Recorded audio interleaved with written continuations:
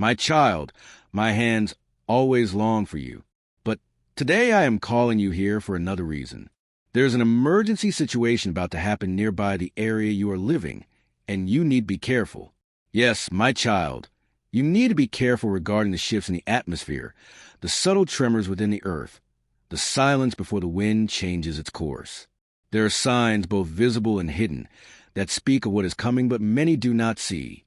Many do not hear.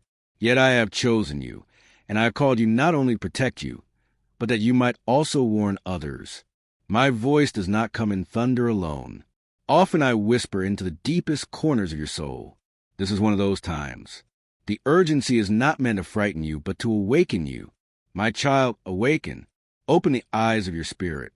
This is not the time to sleep spiritually or emotionally. The danger draws near, not just in physical form, but also in the unseen battles that rage in the spirit. There are forces moving, some through men, others through spirits that are working to stir confusion, panic, and destruction. Do not be swept away in the tide of fear, nor follow the crowd when they scatter without understanding. Listen instead to the quiet leading I have placed within you. I am speaking through the unease you feel at night, through the restlessness that stirs when the world seems silent. That is my spirit quickening your heart. My child, there is a shaking coming, not only of the earth, but of systems of strongholds, of foundations that men have trusted for generations. The comfort and routine many have come to depend on shall be disrupted, not because I desire to harm, but because the hearts of many have grown hard, proud, and self-reliant. They have built towers in their own name and filled their cities with idols that wear many disguises. My mercy is still stretched out, but judgment is drawing near, not to destroy without cause, but to correct with righteousness. Do not be alarmed when you see the signs. The fire will not consume you if you are hidden in me. The wind will not uproot you if your roots are deep in my word. But I urge you now to act. Prepare not in fear, but in faith. Store not only food and water for the body, but more urgently store wisdom, prayer, and discernment for the soul. Bind yourself to my truth. Wrap yourself in humility. Forgive those who wounded you and lay down every grudge. For these things weigh the spirit and hinder the clarity you will need in the coming days. There will be a stirring in the skies. Some will call it nature. Others will name it coincidence. But you, my child, will know it is the moving of my hand. The clouds will gather with purpose. Rain will fall where it has long been dry, and drought will grip where waters once flowed freely. Do not interpret these things with carnal eyes. Ask me, and I will reveal the hidden meanings. I have not left you unaware. Remember the dreams I place within you. Recall the visions you brush aside. Revisit the scriptures that burned in your heart at times when you didn't understand why. They were not random. They were seeds for this very hour. You are not helpless, and you are not alone. I have stationed my angels around you even now. Some have stood at your side since the hour of your birth. Others I have released recently for the assignment ahead requires greater reinforcement. There is a cry rising from the land. The earth groans. The animals move in patterns unfamiliar, and the birds change their flight. These are not trivial things. All creation is responding to the shifting in the heavens. My throne is unshaken, but my presence is moving in ways the world has not seen in generations. My spirit is brooding over the earth once more, and I am calling forth sons and daughters, not merely believers, but carriers of my glory, voices of my truth, the hearts that beat with my compassion. You, my child, are one of them. That is why the enemy has tried so relentlessly to discourage you. That is why you have walked through seasons of silence and delay. It was never abandonment. It was preparation. You wondered why doors closed, why prayers seemed unanswered, but it was all to shield you from premature exposure. I was not withholding from you. I was protecting what I was building in you. You are not late. You are right on time. Now hear me clearly. Stay close. Do not wander in search of lesser comforts. Do not drink from wells that do not satisfy. You will need clarity in the days ahead, and that clarity comes only from abiding in me. Let my word be your compass, not the news. Let my peace be your guard, not the opinions of many. People will panic. Leaders will falter. Systems will shake. But you remain still in me. There will be a separation. A line is being drawn not by man, but by heaven. Those who truly know me will be distinguishable not by speech, but by fruit. Love will no longer be a slogan, but a lifestyle tested in fire. Patience, peace, gentleness, these will shine brighter in chaos. The counterfeit will be exposed. The shallow will be emptied. But you, my child, press deeper. Walk in truth even when it's unpopular. Stand firm even when mocked. Love boldly even when rejected. I am calling you also to intercede for your family, for your city, for those who are blind and unaware. Your prayers are not whispers in the dark. They are thunder in the heavens. Even when you feel nothing, know that every word spoken in faith before me builds a wall, opens a path, births a miracle. Pray without ceasing, not from duty, but from intimacy. I desire not just your voice, but your heart. Do not underestimate what I can do through a yielded vessel. The world looks for power in numbers. I look for power in surrender. You surrendered are more dangerous to darkness than legions without me. Do not shrink back. I am with you. When you step into rooms, atmospheres will shift, not because of who you are alone, but because of who is in you. A time will come, even soon, when many will seek answers. They will no longer be satisfied with shallow platitudes or vague beliefs. They will hunger for the real, the true, the eternal. And when they come, I want them to find me in you. Let your life be an altar. Let your words be living water. Let your actions preach louder than your sermons. The hour is late, but there's still time. Time for souls to return. Time for hearts to awaken. Time for my children to rise. But be generous in spirit. Give more than you withhold.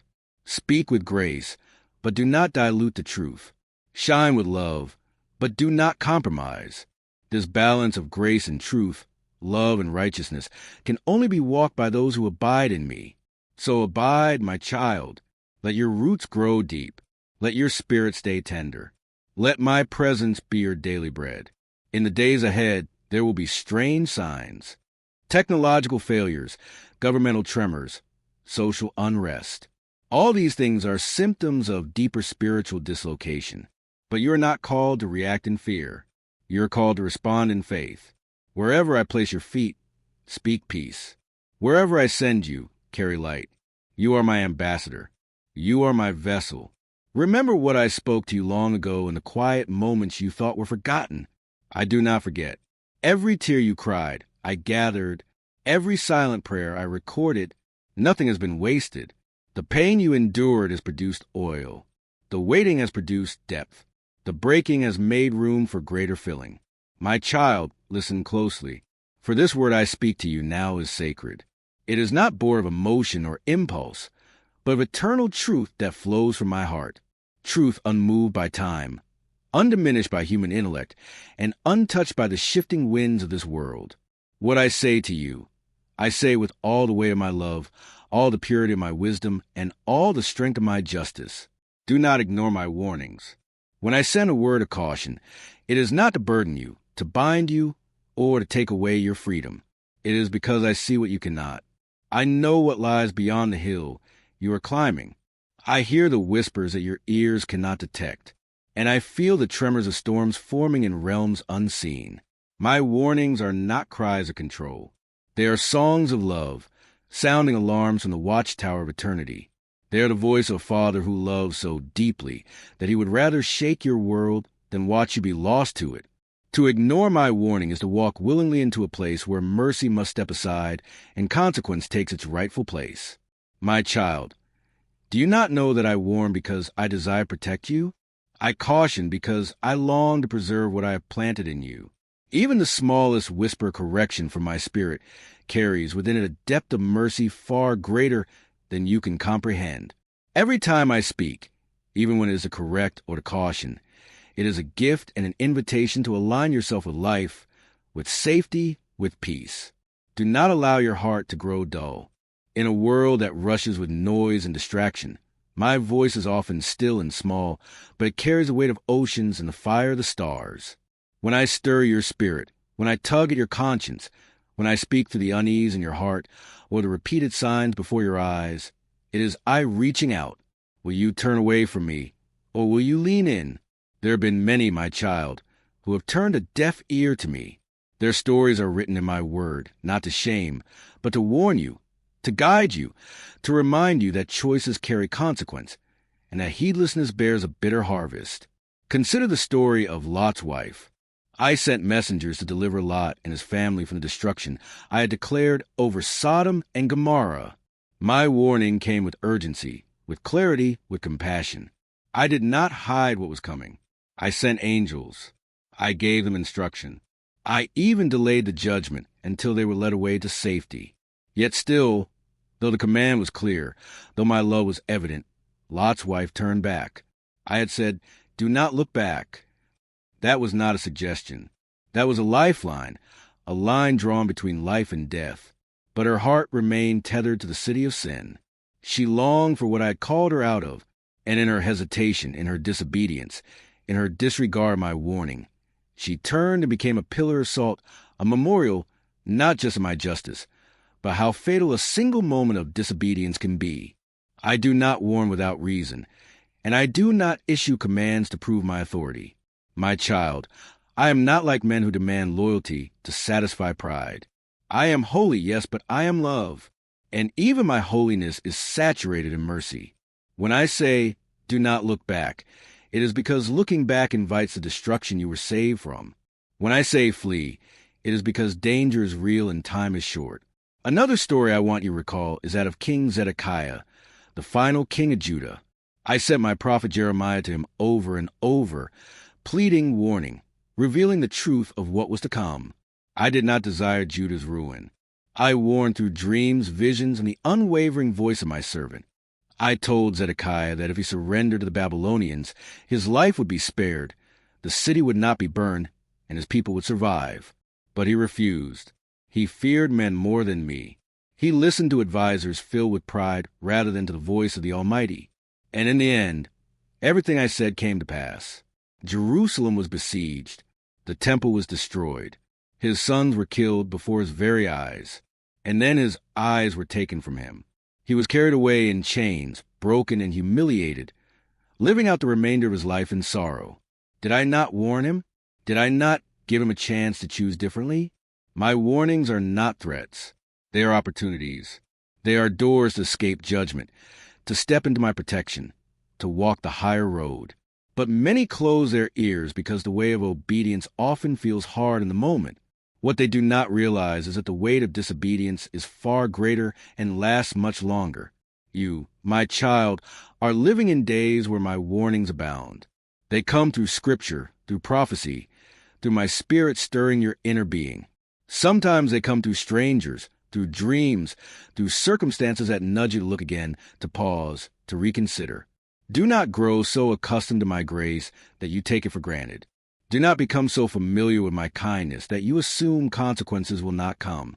Yes, I am slow to anger and abounding in love.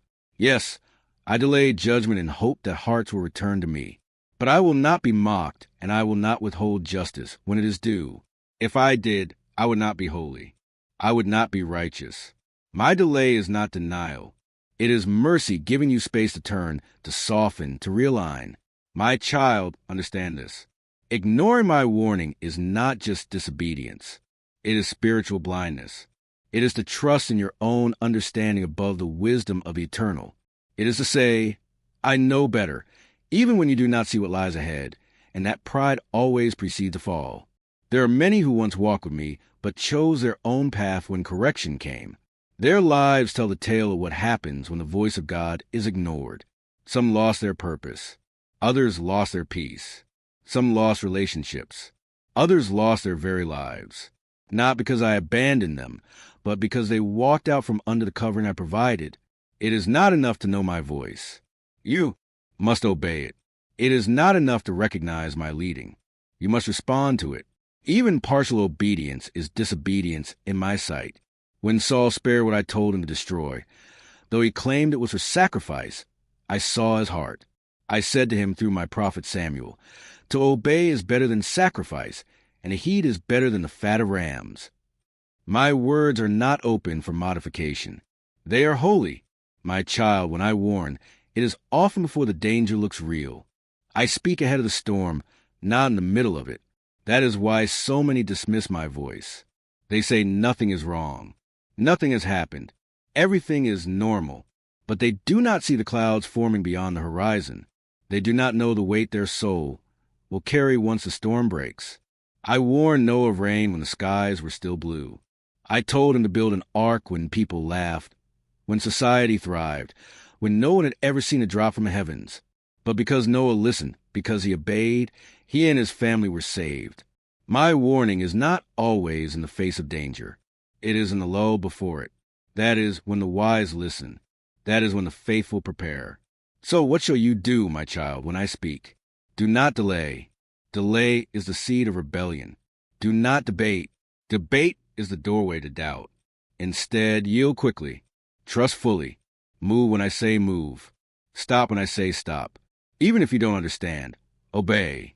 Understanding will come later, but obedience must come now. To heed my warning is to honor my sovereignty.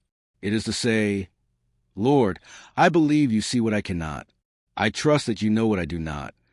It is to place me back on the throne of your life, to submit your intellect to my eternal knowledge. That posture, my child, is one of safety, one of joy, one of peace. I do not delight in the downfall of anyone. I take no pleasure in judgment. That is why I warn. That is why I send voices ahead. That is why I knock again and again on the doors of hearts hardened by pride or pain. I do not give up easily. My love is relentless, but my justice is real, and when it comes swiftly. You have felt me speak before. You have sensed the pull to turn, to shift, to walk away from certain decisions or relationships. Sometimes you listened and peace followed. Other times you hesitated. You reasoned, you delayed, you compromised, and you tasted the bitterness of regret. That was not me punishing you. That was the fruit of choices made outside of my will. I allowed it not to destroy you, but to teach you, to bring you back to me. Now, once again, I am warning you not only about things to come, but about the posture of your heart. Stay tender. Stay alert. Keep your ears tuned to my spirit. For even in the days ahead, there will be more warnings, some gentle, others urgent. I may call you to leave a place, to end an association, to release a pursuit, to speak a truth, to be still.